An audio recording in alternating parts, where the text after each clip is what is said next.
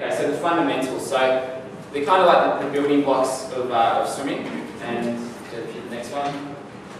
So the first one is longer equals faster. So if you look at a rowboat, you know how it's long, it's very thin as well. And if you compare that to a barge, no, go back. Right, leave the slide. So if you compare that to like a big barge or a dinghy, they're a lot slower than a boat like that. So the longer something is in the water, the faster it will be. Okay, so if you apply that to your swimming, and that's why you're always faster on your side than you are on your front.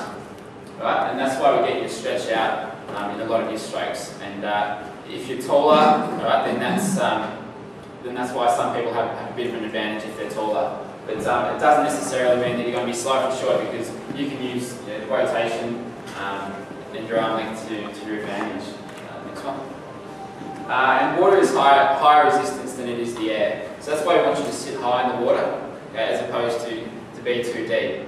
Right? So it's always going to be less resistance to be pushing through air than it is through the water. Okay, so when we talk about sitting high in the water, that's what we mean, is to sit high, get less of your body out of the water, because if you're swimming, you've got all that resistance from the water, but if you rotate on your side, you've got more of your body out of the water, and you're just pushing through air up here, as opposed to water there.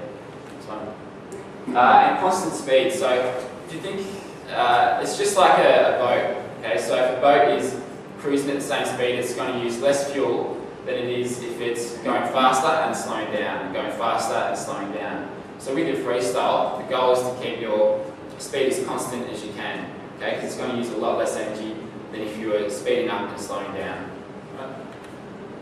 Right? And this one is relax. So I talk about this a lot, particularly with sprinting and your long distance as well. Is to get faster, you've got to relax more. Okay, so you can't get faster by tensing up and forcing yourself through the water. You just got to relax your muscles, all right, and just kind of let it happen. So it's like if you're stressed at work, it's very hard to get things done because there's a lot of tension and it just doesn't feel right. Okay, so if you relax, you can get into the swing of things and it just seems to happen for you. So it's the same as swimming, so just relax in the water. The next one is hold the water. So when you're pulling through the water, it's not you pushing the water backwards, it's you holding yourself through the water and moving past where you've entered your hand.